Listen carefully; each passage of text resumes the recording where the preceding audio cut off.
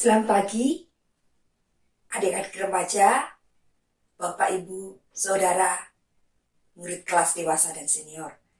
Kita akan bersama-sama kembali belajar kebenaran firman Tuhan di dalam sekolah minggu. Namun sebelumnya kita akan berdoa untuk bersama-sama mengawali sekolah minggu kita hari ini. Mari kita berdoa.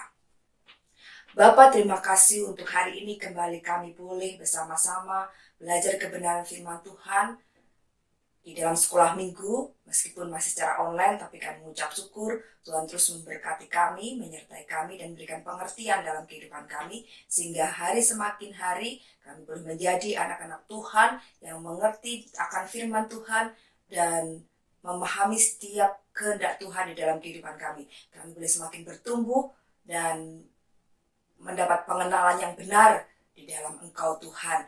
Kami menyerahkan pelajaran sekolah minggu ini ke tangan kuasa-Mu dari awal pertengahan ke akhirnya. Tolong setiap kami Tuhan, apapun keberadaan kami di tempat kami masing-masing, Tuhan sendiri yang akan memberkati dan menyertai kami, sehingga kami terus boleh belajar dan merenungkan kebenaran firman Tuhan pada pagi hari ini. Terima kasih Bapa, ampuni segala dosa dan kesalahan kami, dalam nama Tuhan Kristus, kami siap untuk belajar kebenaran firman-Mu. Amin. Hari ini kita sudah masuk di pelajaran yang terakhir pada tribulan ini, yaitu di pelajaran 13 tentang keluarga yang murah hati. Kita buka Alkitab kita dalam Galatia pasal yang ke-6 ayat 2 dan 9, 10. Galatia pasal 6 ayat 2, ayat 9 dan 10. Kita akan membaca bersama-sama ayat-ayat ini. Sudah ketemu? Oke, kita akan baca bersama-sama. Galatia pasal 6 ayat 2, ayat 9 dan 10. Ayat yang kedua, bertolong-tolonganlah menanggung bebanmu, demikianlah kamu memenuhi hukum Kristus. Ayat 9 dan 10, janganlah kita jemu-jemu berbuat baik, karena apabila sudah datang waktunya, kita akan menuai jika kita tidak menjadi lemah. Karena itu, selama masih ada kesempatan bagi kita, marilah kita berbuat baik kepada semua orang, tetapi terutama kepada kawan-kawan kita seiman. Bapak, Ibu, Saudara, keluarga Kristen dikehendaki Tuhan untuk bersikap murah hati. Seperti ajaran Tuhan Yesus di dalam Lukas pasal 6 ayat 36, dia mengatakan bahwa kita harus murah hati karena Bapa kita juga murah hati. Lukas 6 ayat 36. Hendaklah kamu murah hati sama seperti Bapamu adalah murah hati. Kita adalah anak-anak Tuhan, orang-orang percaya yang memiliki karakter Kristus, memiliki karakter Bapa kita. Sehingga ketika Bapa kita adalah Bapa yang murah hati, maka kita pun harusnya orang-orang yang murah hati seperti Bapa kita. Di dalam Matius 5 ayat 45, Tuhan Yesus juga mengatakan bahwa Bapamu yang di surga yang menerbitkan matahari bagi orang yang jahat dan orang yang baik, dan menurunkan hujan bagi orang yang benar dan orang yang tidak benar. Jadi kita murah hati dengan siapa? Apakah dengan orang-orang yang sudah baik saja dengan kita? Tidak, tetapi Tuhan Yesus mengatakan kita harus bermurah hati kepada semua orang, seperti Bapa yang bermurah hati kepada semua orang, baik itu orang-orang percaya maupun orang-orang yang tidak percaya. Tadi ayat yang kita baca bahwa Tuhan atau Bapa yang di surga menerbitkan matahari tidak hanya untuk orang baik saja, tetapi juga orang jahat. Menurunkan hujan tidak hanya untuk orang benar saja, tetapi juga untuk orang yang tidak benar. Jadi kita pun harus bertindak demikian. Kita bermurah hati tidak hanya kepada orang-orang yang menyukai kita, yang berbuat baik kepada kita, tetapi kita juga murah hati kepada orang-orang yang mungkin pernah membenci kita, pernah menyakiti kita. Kita harus berlaku murah hati kepada siapa saja. Nah, murah hati artinya mau mengulurkan tangan untuk membantu orang yang sedang mengalami kesulitan.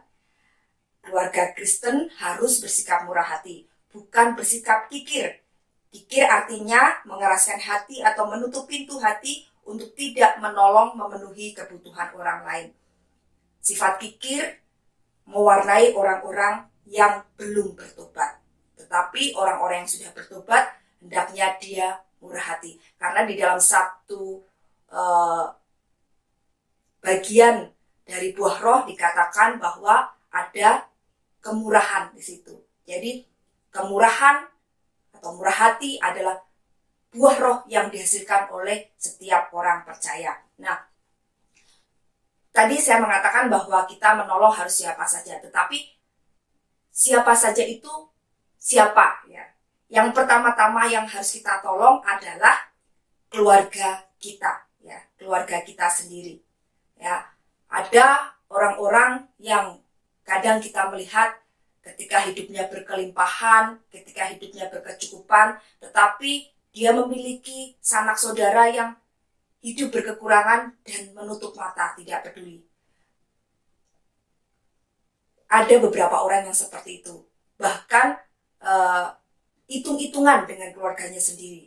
Ketika saya membantu ini, saya memberikan ini kepadamu, mampu nggak dia mengembalikannya kepada saya? Sehingga berpikir kembali, jangan-jangan dia tidak mampu mengembalikan kepada saya.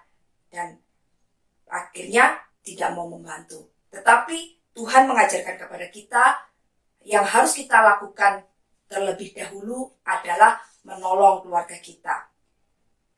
Orang-orang yang terdekat dengan kita, itu yang harus kita tolong. Ya. Anak saya yang pertama itu dia memiliki sikap murah hati. Tetapi murah hatinya itu kepada teman-temannya. Ya. Ketika dia punya uang jajan, suka memberi kepada teman-temannya. Ya. Ayo aku jajanin gitu. Lalu kalau dia sedang jajan, ada temannya, kamu mau jajan apa? Kamu mau jajan apa?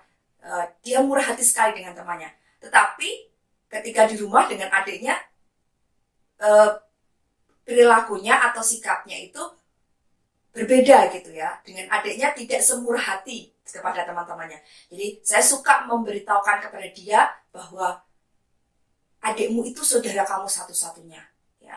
Kalau kamu bermurah hati dengan teman-temanmu seperti itu, seharusnya dengan adikmu kamu harus lebih murah hati daripada kepada teman-temanmu. Karena ketika Bapak Ibu nanti semakin tua dan akhirnya dipanggil Tuhan, kalianlah yang saling menolong satu dengan yang lainnya. Kalian hanya berdua, ya. Jadi ketika adik mengalami kesusahan, maka Mbak Rati yang akan menolong. Dan kalau Mbak Rati dalam kesusahan, adiklah yang akan menolong. Kalian berdua orang-orang yang saling mengandalkan satu dengan yang lainnya karena kalian saudara. Saya sering menekankan itu kepada anak saya, ya, supaya dia bisa belajar bahwa tidak hanya bermurah hati dengan temannya, tetapi lebih lagi bermurah hati dengan keluarganya yang ada di rumah, ya, mengasihi adiknya, berbagi dengan adiknya, dan kemudian baru berbagi dengan teman-temannya. Nah, hal itu perlu kita latih juga bagi anak-anak kita, ya. Kadangkala di dalam keluarga anak-anak bersikap seperti itu, ya, kepada temannya lebih bermurah hati daripada kepada adiknya atau kakaknya. Nah, kita perlu tekankan itu supaya mereka punya kepedulian terhadap saudaranya sendiri. Ketika mereka beranjak dewasa, beranjak besar, mereka tidak berlaku egois atau hidup dalam keegoisannya, ya, mementingkan diri sendiri yang bisa menyenangkan hati sendiri dan tidak peduli dengan saudaranya. Nah, keluarga Kristen menjauhkan diri dari sikap egois itu, harus peduli terhadap saudara atau keluarga kita, ya. Ketika keluarga kita atau saudara kita mengalami kesulitan, mengalami kekurangan, mari kita bantu semampu kita, ya, semampu kita. Jangan membantu dengan mengada-adakan, ya, kita pembantu besar tapi ternyata kita berhutang kepada orang lain. Itu tidak boleh. Tuhan menghendaki kita untuk membantu orang lain, membantu saudara kita dengan apa yang kita miliki, sehingga itu tidak akan memberatkan kita. Kita bisa menolong orang lain atau menolong saudara kita. Kita pun tidak terbeban dengan hutang-hutang yang harus kita lunasi. Ternyata kita nggak bisa membayar. Itu kan menjadi jerat bagi kita sendiri. Mari kita memberi murah hati kepada saudara kita, kepada keluarga dengan apa yang kita miliki. Di dalam Yohanes 1 Yohanes pasal 4 ayat 20-21, saya akan membacakannya. 1 Yohanes pasal yang keempat ayat yang ke-20 sampai ke-21. Demikian bunyi firman Tuhan. Jikalau seorang berkata, aku mengasihi Allah dan ia membenci saudaranya, maka ia adalah pendusta. Karena barang siapa tidak mengasihi saudaranya yang dilihatnya, tidak mungkin mengasihi Allah yang tidak dilihatnya. Dan perintah ini kita terima dari Dia. Barang siapa mengasihi Allah, ia harus juga mengasihi saudaranya. Jadi, kalau kita mengatakan bahwa kita mengasihi Allah kita, maka kita pun pasti akan mengasihi saudara-saudara kita. Buktinya dengan apa? Dengan kita membantu kesulitan mereka sesuai dengan apa yang kita mampu. Ya, firman Tuhan jelas katakan, kalau kita saja tidak peduli kepada keluarga kita, maka kita perlu dipertanyakan apakah kita sungguh-sungguh sudah mengasihi Allah kita. Nah, yang kedua yang harus kita tolong siapa? Yaitu orang lain, terutama saudara-saudara seiman kita. Ya, seperti bacaan yang kita baca tadi di dalam Galatia pasal 6. Galatia pasal yang ke-6 ayat yang ke-10. Karena itu selama masih ada kesempatan bagi kita, marilah kita berbuat baik kepada semua orang, tetapi terutama kepada kawan-kawan kita seiman. Nah, seringkali banyak orang-orang Kristen yang akhirnya kecewa dengan saudara seimannya dan mundur dari pelayanan, mundur dari gereja. Karena apa? Melihat bahwa saudara-saudara seimannya itu tidak memiliki kasih yang dibuktikan dengan perbuatannya. Ya, ketika mereka mengalami kesulitan, ketika mereka mengalami kesusahan, tidak ada yang peduli. Ya, bahkan ketika mereka butuh pinjaman untuk keperluan mereka sehari-hari, dengan tega mereka mengatakan, aduh saya tidak punya uang, padahal mereka punya. Ya, akhirnya mereka mendapat bantuan dari orang lain yang bukan seiman dan melihat bahwa oh ternyata orang di luar Kristen, di luar iman Kristen itu lebih baik daripada saudara seiman saya. Akhirnya mereka kecewa dengan gereja, dengan orang-orang seiman, ya, saudara-saudara seimannya, dan akhirnya mundur dari gereja.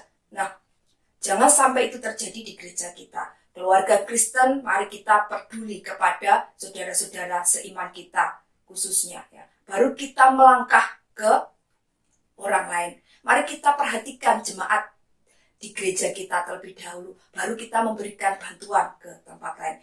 Kita bersyukur ya, kemarin ketika keluarga Pendeta Ermanu ditinggalkan oleh istri tercintanya, luar biasa jemaat memberikan dengan penuh sukacita. Ya, banyak persembahan kasih yang diberikan untuk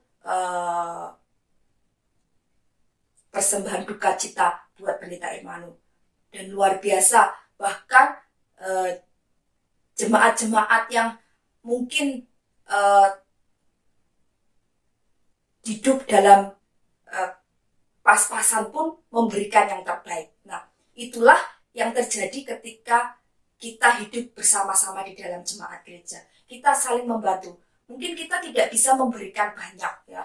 Mungkin tidak bisa sampai jutaan, tetapi 10.000, 50.000, ketika kita memberikan dengan penuh sukacita, dengan penuh kerelaan, dengan murah hati, itu akan menjadi berkat bagi orang yang kita bantu. Nah, ketika saudara kita memerlukan pertolongan, orang-orang lain dalam artian saudara seiman kita memerlukan pertolongan, mari kita bantu, ya. Lebih baik kita memberi daripada kita memberikan pinjaman, ya. Sering keluarga kami ada yang meminta pinjaman, ya. Tolong pinjam uang segini gitu ya. Saya butuh untuk sekolah anak saya, atau saya butuh karena gaji saya belum turun atau belum keluar gitu ya. Ketika kami melihat ke rekening atau ke dalam keuangan kami, kalau memang kami tidak ada uang, kami dengan jujur mengatakan maaf, kami tidak bisa bantu. Tapi ketika kami ada tabungan atau ada berkat, kami membantu ya, pinjam ya, mereka bilangnya seperti itu. Dan kami pinjamin sesuai apa yang mereka minta ya. Dan ketika kami meminjami, kami tidak pernah mengharapkan uang itu untuk kembali. Jadi kami relakan dan kami percaya kami tidak akan berkekurangan ketika kami meminjami sejumlah uang yang mungkin bagi kami juga cukup besar. Tetapi kami belajar bahwa kami dipakai Allah untuk memberkati orang lain melalui berkat yang diberikan Tuhan kepada kami. Jadi banyak sekali. Sebenarnya kalau saya mau hitung-hitungan banyak, tetapi keluarga kami tidak pernah menghitung. Dan kami mengasihi saudara-saudara kami, mengasihi teman-teman kami yang membutuhkan pertolongan itu. Karena kami mengingat ketika kami berkekurangan juga, harus butuh uang untuk kontrakan,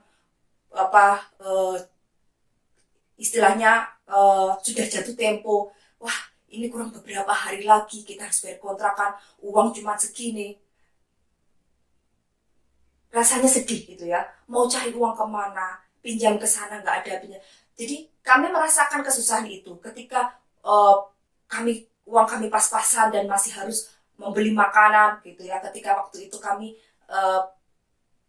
hidup pas-pasan gitu ya, pas-pasan. Bukan berarti sekarang berlimpah enggak ya, tapi mengucap syukur sekarang Tuhan memberkati lebih lagi sehingga kami bisa memberkati orang lain ya. Kami merasakan itu kesusahan itu. Jadi ketika ada orang yang minta pertolongan, minta bantuan gitu ya, kami menolong dengan sukacita dengan apa yang ada pada kami, teman-teman kami, saudara-saudara kami, seperti itu. Dan ketika kami memiliki uang cuman berkat yang ada pada kami, ketika kami hitung harus pengeluaran untuk kami dan sebagainya, sisa sedikit yang mungkin untuk tabungan dan apa, cuman sedikit, kami juga mengatakan kami hanya bisa memberi segini ya, segini ribu gitu ya. Terus suami saya bilang kepada temannya, sudah pakai saja, nggak usah dipikirkan kapan mengembalikannya ya. Karena kami juga pernah ada dalam situasi itu. Dan ketika Tuhan memberkati kami lebih, maka kami digerakkan Tuhan, ditolong Tuhan untuk bermurah hati menolong mereka yang berkesusahan ya. Jadi Bapak Ibu Saudara, ketika kita dalam keadaan diberkati oleh Tuhan, mari kita salurkan berkat itu kepada teman-teman kita, kepada orang-orang lain yang membutuhkan ya. Jangan mengharapkan balasan, jangan mengharapkan uang itu kembali. Percayalah bahwa setiap berkat yang diberikan kepada kita, Tuhan sudah atur semuanya itu, ini untuk ini untuk ini, dan untuk hidupmu kamu dicukupkan. Berimanlah seperti itu, maka dengan senang hati, dengan sukacita kita akan bisa bermurah hati kepada orang lain. Nah, itu hal yang luar biasa yang harus kita lakukan. Keluarga-keluarga Kristen bermurah hati tanpa mengharapkan imbalan, tanpa mengharapkan balasan ya. Wah, nanti suatu saat berandai-andai gitu ya, saya membantu sebanyak mungkin, suatu saat siapa tahu ada yang, jangan pernah mengharapkan itu. Tetapi mari kita melakukannya dengan kasih ya, kasih yang tidak menuntut balas seperti Tuhan Yesus yang sudah mengasihi kita, dia tidak menuntut balas apapun dari kita ya. Demikian pula kita mengasihi orang lain, mengasihi saudara-saudara kita, memberkati saudara-saudara kita, teman-teman kita, tanpa meminta balasan apapun. Mari kita tolong, ya kita tolong gitu ya. Tuhan gerakkan kita untuk menolong, jangan tahan-tahan. Tolong orang itu, tolong teman-teman kita. Nah, yang ketiga yang harus kita tolong atau perbuatan murah hati kita lakukan kepada pekerjaan Tuhan ya, pekerjaan Tuhan. Mari kita buka di dalam 1 Korintus pasal 9 ayat 6 sampai 15. 1 Korintus pasal 6 ayat 1 Korintus pasal 9 ayat 6 sampai 15 ya. Kita baca bersama-sama. Atau hanya aku dan Barnabas sajakah yang tidak mempunyai hak untuk dibebaskan dari pekerjaan tangan? Siapakah yang pernah turut dalam peperangan atas biayanya sendiri? Siapakah yang menanami kebun anggur dan tidak memakan buahnya? Atau siapakah yang menggembalakan kawanan domba dan yang tidak minum susu domba itu? Apa yang kukatakan ini bukanlah hanya pikiran manusia saja. Bukankah hukum Taurat juga berkata-kata demikian? Sebab dalam hukum Musa ada tertulis, janganlah engkau memberangus mulut lembu yang sedang mengirik. Lembukah yang Allah perhatikan, atau kitakah yang ia maksudkan? Ya, untuk kitalah hal ini ditulis, yaitu pembajak harus membajak dalam pengharapan dan pengirik harus mengirik dalam pengharapan untuk memperoleh bagiannya. Jadi jika kami telah menabur benih rohani bagi kamu, berlebih-lebihankah kalau kami menuai hasil duniawi daripada kamu? Kalau orang lain mempunyai hak untuk mengharapkan hal itu daripada kamu, bukankah kami mempunyai hak yang lebih besar? Tetapi kami tidak mempergunakan hak itu. Sebaliknya kami menanggung segala sesuatu supaya jangan kami mengadakan rintangan bagi pemberitaan Injil Kristus. Tidak tahukah kamu bahwa mereka yang melayani dalam tempat kudus mendapat penghidupannya dari tempat kudus itu, dan bahwa mereka yang melayani mezbah mendapat bahagian mereka dari mezbah itu. Demikian pula Tuhan telah menetapkan bahwa mereka yang memberitakan Injil harus hidup dari pemberitaan Injil itu. Tetapi aku tidak pernah menggunakan satupun dari hak itu. Aku tidak menulis semuanya ini supaya aku pun diperlakukan juga demikian. Sebab aku lebih suka mati daripada sungguh. Kemegahanku tidak dapat ditiadakan siapapun juga.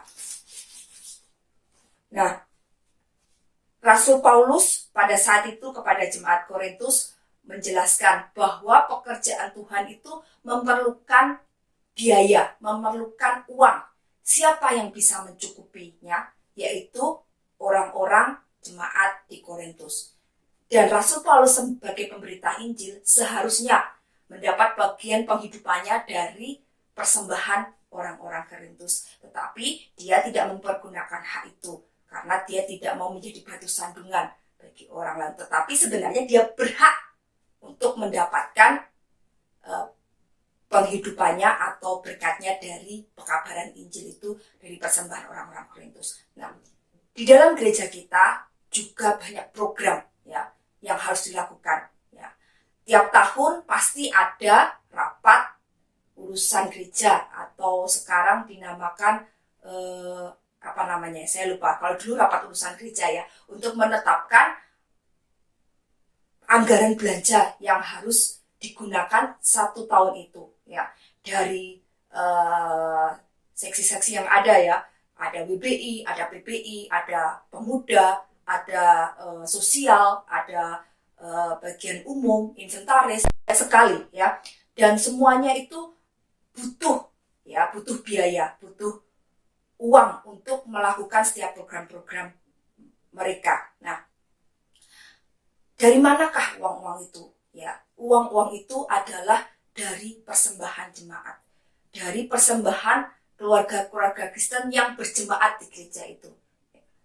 Program-program penginjilan butuh dana, program pembukaan cabang butuh dana. Ya, seringkali hamba Tuhan menekankan ketika ada program-program dikatakan bahwa perlu 3D ya, doa, dana, dan daya ya.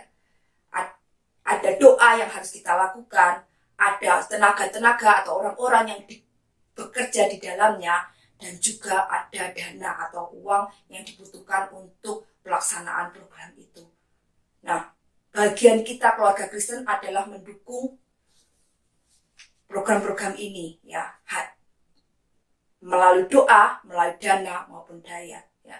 Kalau kita bisa mempersembahkan tenaga kita, mari kita persembahkan kepada Tuhan melalui kegiatan gereja kita. Kalau kita bisa mempersembahkan doa kita, mari kita ambil bagian di dalam doa. Kalau kita diberkati Tuhan, mari kita salurkan berkat itu untuk membiayai program-program gereja. Itu yang harus dilakukan oleh setiap keluarga Kristen ya. Dan kita tahu bahwa gembala sidang atau pendeta itu hidup dari di mana dia memberitakan atau mengkhotbahkan atau mengajarkan ajaran firman Tuhan. Kalau kita punya gembala sidang saat ini, kita bersyukur. Ya, tugas kita orang-orang percaya yang hidup di dalam Gereja Baptis Efrata adalah kita menjadi saluran berkat bagi gembala sidang kita. Ya, tanda kasih yang diterima oleh beliau itu adalah dari perpuluhan dan persembahan yang kita berikan. Ya, yang kita berikan.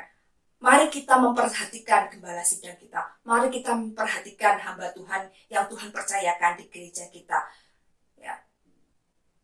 Ketika kita memperhatikan gembala sidang, ketika kita memperhatikan hamba Tuhan yang dipercayakan di gereja Tuhan, jangan pernah takut. Maka keluarga kita pun akan diberkati oleh Tuhan. Seperti bacaan yang kita baca tadi, Rasul Paulus jelas-jelas mengatakan bahwa orang-orang yang mengabarkan Injil itu makan dari pengabaran Injil itu, ya. Orang-orang yang bekerja di dalam tempat kudus mendapatkan makanannya dari tempat kudus itu, ya. Kita ingat dulu, ya, pada zaman bangsa Israel. Sekarang anak-anak sedang belajar di dalam renungan Habatus, ya, bahwa imam-imam dan orang Lewi itu mereka tidak bekerja. Kalau mereka tidak bekerja, mereka kan tidak bisa makan. Tetapi mereka tugasnya hanyalah menolong bangsa Israel untuk beribadah, ya. Mereka melayani Tuhan. Jadi makanan mereka, penghidupan mereka adalah dari mezbah itu, ya. Ada bagian untuk orang Lewi dari persembahan yang diberikan orang Israel kepada Tuhan. Ada bagian untuk para imam, ya, Harun dan keturunannya. Itu sudah diatur dan itu ditentukan oleh Tuhan. Jadi kemakmuran atau kesejahteraan hamba Tuhan atau gembala sidang kita itu adalah tergantung dari kita. Dalam artian seperti apa? Jadi kalau kita ingin gembala sidang kita sejahtera, gembala sidang kita atau hamba Tuhan kita yang melayani di gereja kita hidup dengan baik, maka ambil bagian kita, ya, untuk memberikan persembahan dan perpuluhan yang menyokong keuangan gereja. Dari situlah nanti diambil untuk tanda kasih gembala sidang atau hamba Tuhan yang melayani di gereja kita. Ya, mari kita bersama-sama sekarang melakukan. Kalau mungkin dulu kita tidak peduli, saya memberi perpuluhan nanti saja, atau saya memberi persembahan ya sedikit aja lah, gitu ya. Mari kita sekarang ubah paradigma itu. Kita pikirkan kembali, ketika kita tidak memberikan perpuluhan buat gereja kita, ya, malah diberikan kepada yang lain, siapa lagi yang akan menolong di dalam setiap program-program gereja kita, ya. Kita yang ada di gereja ini, Gereja Baptis Efrata lah yang bertanggung jawab untuk setiap berjalannya kegiatan gereja kita, ya. Kita jemaat Efrata lah yang bertanggung jawab atas penghidupan gembala sidang kita atau hamba Tuhan yang melayani tempat kita. Mari kita sekarang mulai, ya, memberikan yang terbaik buat Tuhan, ya. Karena kita mengasihi gereja kita mengasihi gembala sidang kita, ya. Kita dukung pelayanannya dengan apa? Dengan apa yang kita bisa. Mari kita bermurah hati kepada gereja kita. Jangan mengandalkan orang lain, ya. Mari kita berlomba-lomba untuk memberikan, saya mau beri yang terbaik. Tidak peduli orang lain bisa mencukupi keuangan gereja, ya. Mungkin orang-orang yang beruang banyak, saya mah cuma 10.000, 20.000 atau 100.000, tidak bagi gereja mungkin tidak terasa untuk anggaran yang sebesar itu. Jangan pernah berpikiran seperti itu. Berapapun yang kita beri, Tuhan akan pakai uang yang kita beri kepada gereja menjadi berkat bagi gereja kita, ya. Jangan pernah mengandalkan orang-orang kaya, tapi mari kita berlomba-lomba untuk memberikan yang terbaik buat Tuhan, untuk menyokong gereja kita, untuk menyokong hamba Tuhan kita, untuk menyokong kegiatan gereja kita supaya terus berjalan, ya. Mari kita berikan yang terbaik semampu kita. Apa yang Tuhan sudah berkati di dalam hidup kita, kita kembalikan kepada Tuhan melalui gereja kita, sehingga kegiatan gereja kita terus bisa berjalan. Orang-orang yang mendapat penghidupan di dalam gereja kita pun, pelayanan di dalam gereja mereka juga mendapat bagiannya. Dan Tuhan akan memberkati orang-orang yang seperti itu. Tuhan akan memberkati gereja yang peduli terhadap pekerjaan Tuhan dan hamba Tuhannya. Itu pelajaran yang bisa kita dapat pada hari ini. Mari kita bermurah hati kepada keluarga kita, kepada orang lain, dan juga kepada gereja kita. Ya. Saat kita memberikan yang terbaik kepada saudara kita, keluarga kita, kepada orang lain, dan kepada gereja kita, jangan pernah takut. Kita tidak akan pernah berkekurangan. Keluarga kami mengalami itu. Ketika kami memberikan yang terbaik, ya, memberikan apa yang kami mampu, kami tidak pernah berkekurangan. Bahkan Tuhan memberikan berkat yang lebih lagi buat keluarga kami. Mari kita berpengalaman dengan Tuhan bersama-sama. Bermurah hati, memberikan yang terbaik untuk gereja, untuk orang lain. Amin. Mari kita berdoa. Tuhan, terima kasih hari ini kami boleh belajar bagaimana kami bersikap murah hati kepada keluarga kami, kepada orang lain, terutama saudara-saudara seiman kami, dan juga kepada gereja kami. Tolong kami Tuhan, jikalau pada saat ini mungkin kami masih hitung-hitungan untung rugi ketika kami memberi kepada orang lain, kepada keluarga atau kepada gereja. Ampuni kami jika kami melakukan itu. Dan ampuni kami jika kami kadang-kala bersikap tidak peduli kepada orang lain, tidak peduli kepada kegiatan gereja, ataupun tidak peduli kepada hamba Tuhan kami. Kiranya Kau ampuni kami Tuhan. Ubah kami saat ini Tuhan, supaya kami menjadi orang-orang yang peduli, orang-orang yang murah hati. Ya. Dan kami percaya ketika kami bermurah hati, maka Tuhan tidak pernah meninggalkan kami. Tapi Tuhan akan memberkati kami lebih dan lebih lagi. Dan saat kami diberkati lebih dan lebih lagi, biarkan kami dan ajarkan kami untuk memberkati orang lain, memberkati gereja kami, memberkati keluarga kami lebih dan lebih lagi. Karena Engkau sudah begitu baik dalam kehidupan kami. Dan biarlah kami boleh menyatakan kasih kami kepada orang-orang di sekitar kami, kepada gereja kami, sebagai bukti kami mengasihi Engkau. Terima kasih Tuhan, terima kasih untuk pengajaran ini. Dan biarlah kami belajar untuk memberikan yang terbaik. Belajar memberikan apa yang ada pada kami. Bukan dengan usaha yang lain, dengan berhutang ataupun tidak. Tetapi ajarkan kami untuk memberikan yang terbaik dari apa yang kami miliki. Dan kami percaya seberapapun yang kami miliki, Tuhan pakai itu untuk menolong keluarga kami, menolong teman-teman kami, dan menolong gereja kami. Terima kasih Bapak, terima kasih untuk semuanya. Dan kami serahkan setiap kami masing-masing, Tuhan terus akan memberkati hidup kami, mencukupkan segala kebutuhan kami di tengah situasi yang semakin sulit. Kami percaya Tuhan tidak pernah meninggalkan kami. Terima kasih Bapak, terima kasih. Di dalam nama Tuhan Kristus kami sudah berdoa. Amin. Selamat pagi, selamat berhari Minggu. Sampai jumpa setelah minggu depan. Tuhan Yesus memberkati.